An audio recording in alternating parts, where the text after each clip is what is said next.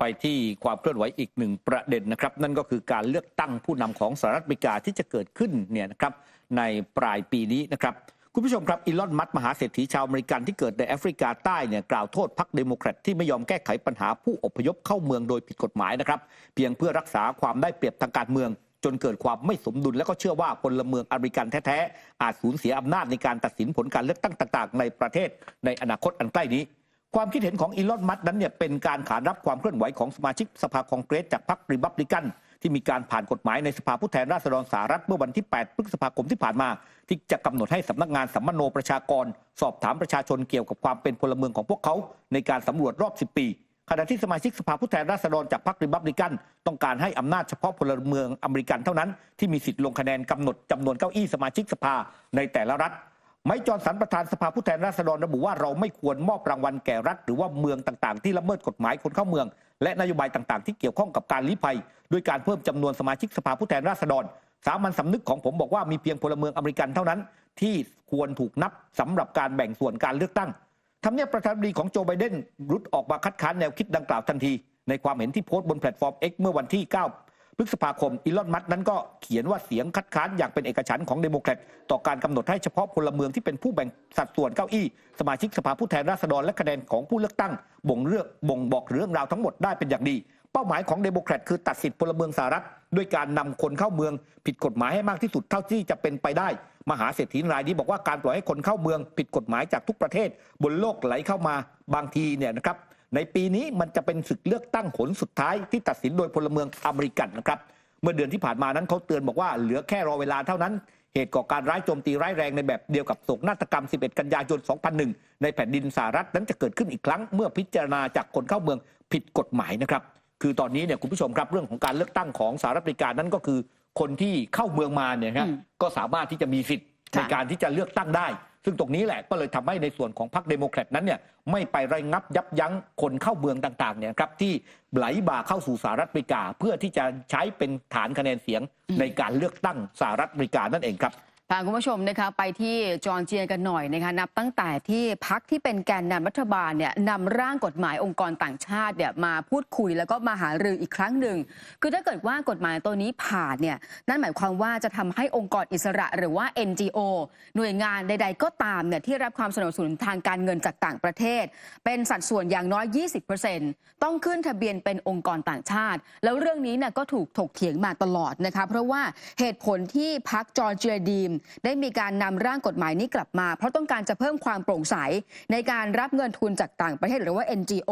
แต่ดูเหมือนว่ากลุ่มคนรุ่นใหม่จะไม่คิดแบบนั้นเขาออกมาชุมนุมออกมาประท้วงแล้วก็มีสโลแกนในการต่อต้านนะว่าจะเป็นเรื่องของความกังวลใจเรื่องของกฎหมายตัวนี้บางคนก็บอกว่าณตอนนี้เองเนี่ยจอร์เจียกำลังทำให้ประเทศนั้นกลับไปอยู่ใต้วงจรของรัสเซียอีกครั้งหนึ่งเพราะเขามองว่ากฎหมายตัวนี้มันคล้ายๆกันกฎหมายของรัสเซียก็คือกฎหมายปิดปากสื่อขณะที่หัวหน้าพรรคจอร์เจียดีมนะคะมองว่าการนำร่างกฎหมายตัวนี้เนี่ยกลับมาพิจารณาอีกครั้งหนึ่งเนื่องจากว่า NGO เนี่ยทำงานในนามของรัฐต่างประเทศแล้วก็มีการวางแผนเรื่องของการปฏิวัติอยู่ด้วยแล้วก็ขณะเดียวกันเนี่ยทางด้านของพรรคเองก็จะไม่มีทีท่าในการยอมถอยเรื่องของร่างกฎหมายนี้แต่อย่างใดและยังมองได้ว่ากลุ่มคนรุ่นใหม่หรือว่าหนุ่มสาวเยาวชนนี้เนี่ยออกมาประท้วงครั้งนี้เนื่องจากว่าถูกบงการมีคนเบื้องหลังเนี่ยบงการกลุ่มคนเหล่านี้อยู่ค่ะครับคือเอาง่ายๆเนี่ยรัฐบาลของจอร์เจียนั้นเนี่ยเขาไม่ต้องการให้NGO ในประเทศเนี่ยไปรับเงินต่างชาติแล้วมาเคลื่อนไหวทางการเมืองเพื่อล้มรัฐบาลเพื่อบั่นทอนเสถียรภาพของรัฐบาลนั่นแหละคุณผู้ชมแต่ปรากฏว่าคนหนุ่มสาวจำนวนหนึ่งนั้นไม่ยอมบอกต้องการได้เงินจากต่างชาติไม่รู้แหละเงินเหล่านั้นเนี่ยจะเอามาใช้ทำอะไรก็ตามเหมือนกับประเทศเราเนี่ยครั้งหนึ่งเนี่ยก็เคยมีการพูดบอกว่าเดี๋ยวจะมีการออกกฎหมายควบคุมเรื่องของการเงินจาก NGO แล้วก็มีคนกลุ่มหนึ่งนั้นออกมาคัดค้านเหมือนกันบอกไม่เห็นด้วยนะครับดังนั้นตอนนี้เนี่ยนะจอร์เจียนั้นก็เลยเกิดเรื่อง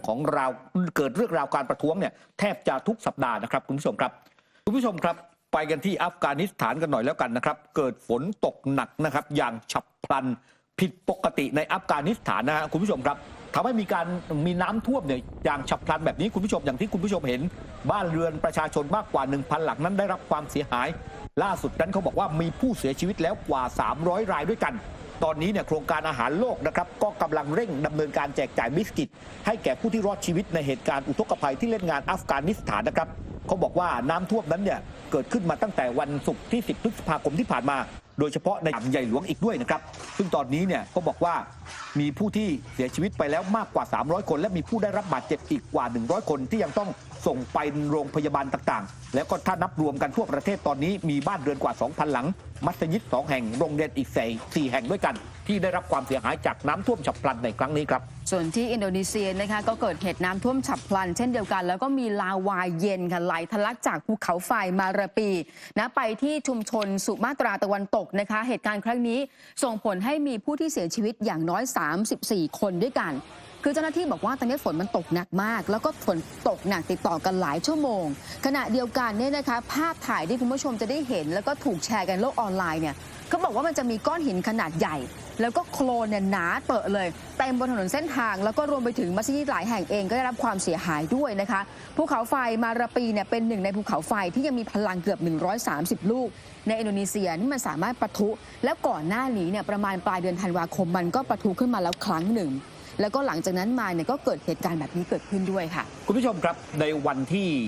10 11 12ที่ผ่านมานั้นเนี่ยโลกของเราเนี่ยได้เกิดพายุสุริยะนะคุณผู้ชม3วันติดต่อกันพายุสุริยะเนี่ยถ้ามองในความสวยก็สวยนะเพราะมันจะเกิดแสงเหนือหรือว่าแสงออโรราไปหลายพื้นที่นะคุณผู้ชมแต่ถ้าในเรื่องของความน่ากลัวก็น่ากลัวเหมือนกันเพราะว่ามันเนี่ยจะส่งผลกระทบต่อการสื่อสารอุปกรณ์สื่อสารต่างๆแล้วเนี่ยนะฮะคุณผู้ชมครับมันเกิดพายุสุริยะซึ่งเขาบอกว่ามันรุนแรงมากสุดเนี่ยในรอบ20ปีเกิดปรากฏการณ์ออโรราหรือว่าแสงเหนือในหลายพื้นที่ของโลกตั้งแต่รัฐแทสมาเนียของออสเตรเลียไปยังถึงเกาะอังกฤษประเทศอื่นๆในยุโรปแล้วก็ทวีปอเมริกาเหนือเนี่ยคุณผู้ชมหลายคนบนโลกออนไลน์นั้นเนี่ยเขาถ่ายภาพเนี่ยออกมาโชว์กันใช่เขาแชร์กันเยอะมาก3วันที่ผ่านมานะคุณผู้ชมครับเขาบอกว่าศูนย์พยากรณ์อากาศอวกาศขององค์การบริหารมหาสมุทรและชั้นบรรยากาศแห่งชาตินะครับเปิดเผยว่าการปลดปล่อยมวลจากดวงอาทิตย์หรือว่าพายุสุริยะประกอบไปด้วยพลาสมาและก็สนามแม่เหล็กจากดวงอาทิตย์ระลอกแรกเนี่ยเดินทางมาถึงโลกในเวลาตอน 16 นาฬิกาของวันที่ 10 พฤษภาคมตามเวลามาตรฐานกรีนิชนะครับก่อนที่มันจะยกระดับเป็นพายุสุริยะขั้นรุนแรงในเวลาต่อมาแล้วมีการคาดการณ์นะครับคุณผู้ชมครับว่าดวงอาทิตย์จะปล่อยเนี่ยครับเรื่องของพายุสุริยะนี้ออกมาเนี่ยต่อเนื่องนะครับจนถึงวันนี้แล้วก็จะเริ่มลดลงไปเนี่ยในวันที่ 14 พฤษภาคมนี้คือนี่ฮะเขาบอกแสงเหนือแสงใต้เห็นหมดเลยทั่วทั้งโลกนะใช่คือตอนนี้ถ้าเกิดเปิดในโซเชียลเนี่ยจะเห็นว่าคนอยู่ที่ไหนบ้างก็จะถ่ายมาแล้วมันสวยมากแต่ในความสวยเนี่ยมันก็มีเรื่องของปรากฏการณ์ที่ต้องระมัดระวังความแรงของรุนแรงของพายุสุริยะในครั้งนี้เนี่ยมันเทียบเท่าระบบ G4 นะฮะเขาบอกว่าความรุนแรงเนี่ยมันมีไล่ระดับไป G1 G2 G3 G4 แล้วนี่มันรุนแรงสุดใช่คือ G4 แล้วมันส่งผลเรื่องของระบบการสื่อสารจริงๆวัน2วันนี้จะเห็นว่าการใช้ระบบสื่อสารหลายๆอย่างเนี่ยมันล่มติดขัดใช่แล้วมันก็ใช้งานไม่ได้นะคะ